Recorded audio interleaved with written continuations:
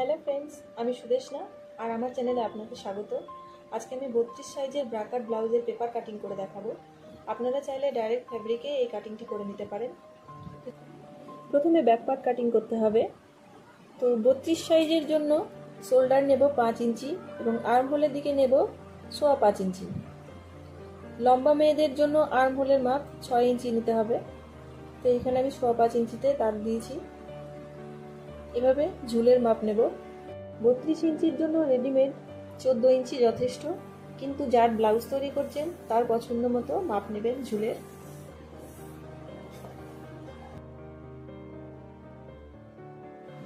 এরপরে চেস্টের মাপ নেব।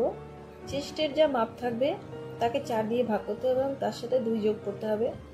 এখানে 32কে 4 দিয়ে ভাগ করলে হয় 8 ইঞ্চি এবং তার সাথে 2 ইঞ্চি যোগ করে এখানে মার্ক করে রাখলাম। এইভাবে লাইন টেনে দেব। এরপরে কোমরের জন্য একই রকমভাবে কোমরের যা মাপ থাকবে তাকে 4 দিয়ে ভাগ করতে হবে এবং তার সাথে টেকিংয়ের জন্য এখানে 1 ইঞ্চি এবং মার্জিন 2 ইঞ্চি মার্ক করব। এইভাবে লাইন টেনে দেব। এরপরে আর্ম হোলের দিকে এইভাবে ফিতেটিকে ভাঁজ করে মাঝামাঝি দিকে মার্ক করব। এই মাপ দুটিকে এইভাবে মিলিয়ে দেব শেপ দিয়ে। এরপরে গলার চওড়া নেব 2 ইঞ্চি এবং লম্বার দিক থেকে 8.5 ইঞ্চিতে মার্ক করব। 8 ইঞ্চি গলার লেংথ এবং তার সাথে আমি হাফ ইঞ্চি যোগ করে এখানে মার্ক করছি। এরপরে শেপ দিয়ে নেব। এভাবে আস্তে আস্তে শেপ দিয়ে নেব।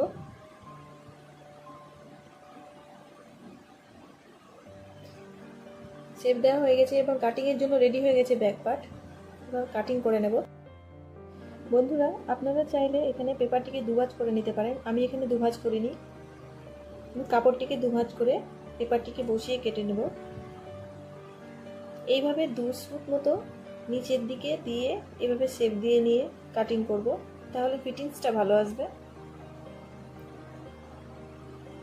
এভাবে কাটিং করে নেব। ব্যাক পার্ট কাটিং করা হয়ে গেছে। এরপরে ফ্রন্ট পার্ট কাটিং করব। ফ্রন্ট পার্টের জন্য আমি এখানে কাগজটিকে সোজা করে নিচ্ছি। এইভাবে সোজা করে নিয়ে কাটিং করে নেব।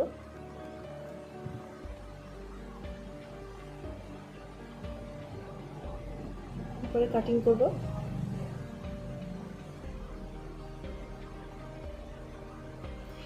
এইভাবে সামনের দিকে 2 ইঞ্চি করে এইভাবে মার্ক করে নেব। যে কোনো মেজারমেন্টের ক্ষেত্রে এখানে 2 ইঞ্চি করে মার্ক দিতে হবে। এইভাবে সোজা লাইন টেনে দেব।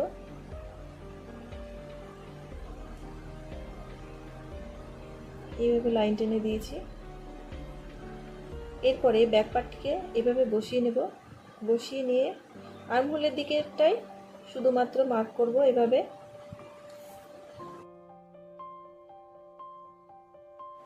এরপরে এখানে এই পয়েন্টটিকে ড্র করে নেব। তারপরে এবার স্কেল দিয়ে বক্স মতো করে নেব। একই রকমভাবে গলার চওড়া নেব 2 ইঞ্চি এবং এদিক থেকে গলার লেন্থ নেব 6 ইঞ্চি। এইভাবে বক্স করে নেব। তারপরে এখানে আমি রাউন্ড শেপ দিয়ে নেব।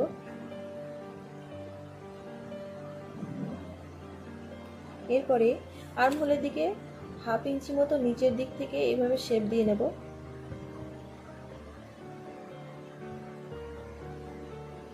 আর এখান থেকে 2.5 ইঞ্চি বা 3.25 ইঞ্চি এইভাবে মার্ক করে রাখবো একটা। আর ফ্রন্টের দিক থেকে এখানে 1 ইঞ্চিতে মার্ক করব। এরপরে সামনের দিক থেকে 6 ইঞ্চিতে মার্ক করব। 32, 34, 36 এই 3টি সাইজের জন্য 6 ইঞ্চিতে মার্ক করতে হবে।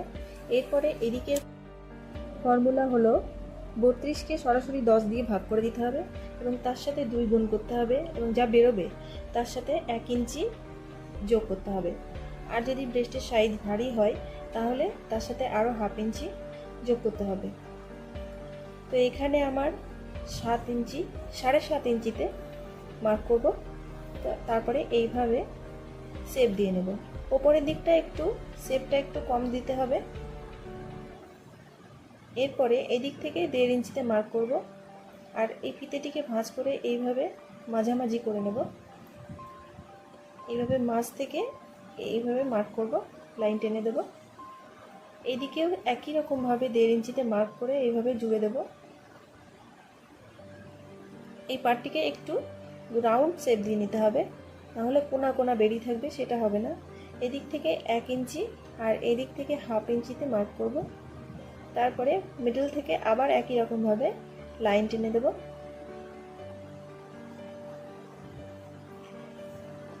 এরপরে কাটরির দ্বিতীয় পার্টটিকে এভাবে করব। তার জন্য এখানে 4 ইঞ্চিতে মার্ক করেছি।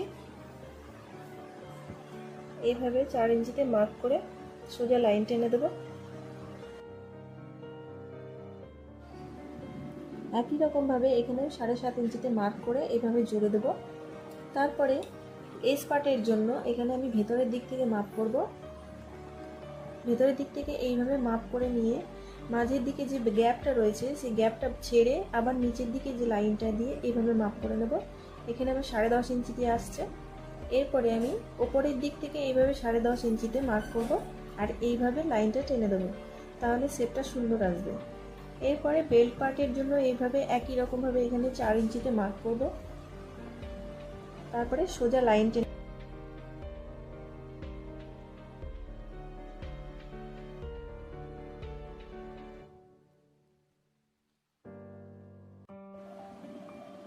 এইভাবে মিডলটা মার্ক করে নেব।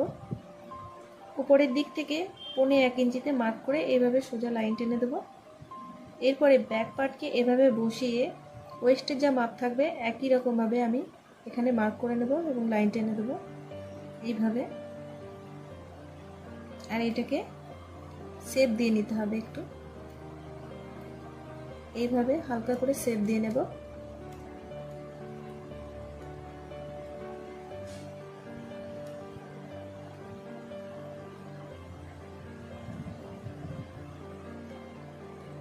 এরপরে কাটিং করে নেব। তো বন্ধুরা স্কিপ না করে দেখুন, না হলে কিভাবে কাটিং করছি সেটা বুঝতে পারবেন না। এইভাবে। তো বন্ধুরা যারা এখনো পর্যন্ত আমার চ্যানেলটিকে সাবস্ক্রাইব করেননি তারা এখনই সাবস্ক্রাইব করে নিন। আমার ভিডিওটি কেমন লাগলো নিচে কমেন্ট করে অবশ্যই জানাবেন। আর হ্যাঁ, লাইক শেয়ার করতে ভুলবেন না। একই পার্টে পুরোপুরি ভিডিও দেওয়া সম্ভব নয়, তার জন্য বন্ধুরা আমি এই ভিডিও ডেসক্রিপশানে লিঙ্ক দিয়ে দেবো, আপনারা সেকেন্ড পার্টটিও দেখে নেবেন। ওটাতে স্টিচিং ভিডিও থাকবে, আপনারা দেখে নেবেন অবশ্যই অবশ্যই।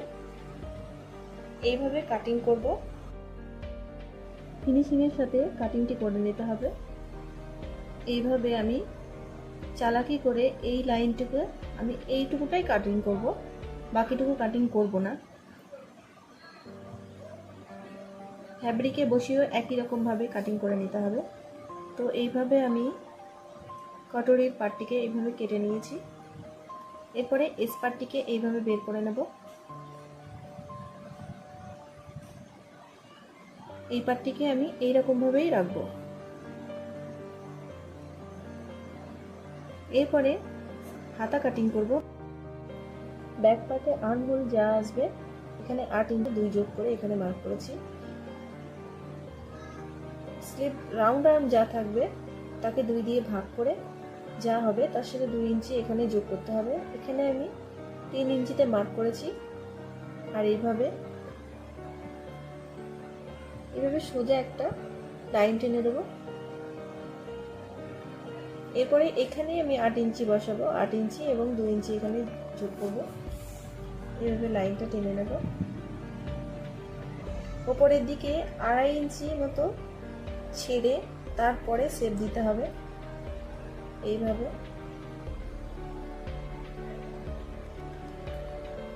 এইভাবে শেপ দিয়ে নিয়েছি, তারপরে কাটিং করে নেব। এরপরে হাতার ব্যাক পার্ট কাটিং হয়ে গেছে এবং ফ্রন্ট পার্টের জন্য এখানে মাঝখানে আমি 1/2 ইঞ্চিতে মার্ক করব এবং শেষের দিকে 1.25 ইঞ্চিতে মার্ক করব। এরপরে এইভাবে সোজা লাইন টেনে দেবো, শেপ দিয়ে নেব আস্তে আস্তে, তারপরে কাটিং করে নেব। তাহলে এখানে আমার হাতা কাটিং কমপ্লিট হয়ে গেছে।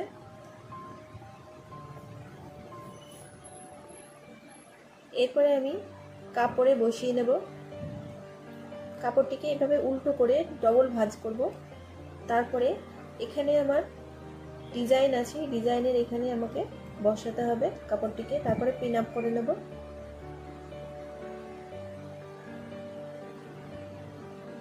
এইভাবে পিন আপ করে নিয়েছি এবং হাতার দিক থেকেও ডিজাইনটিকে আনার জন্য এইভাবে আমি বসিয়ে নিয়েছি। আর শেষের দিকে যে ফাঁকা রয়েছে এখান থেকে আমি ডিজাইনটিকে কাটিং করে নিয়ে ওর সাথে পরে অ্যাটাচ করে দেব। এইভাবে আমি কাটিং করে নিয়েছি।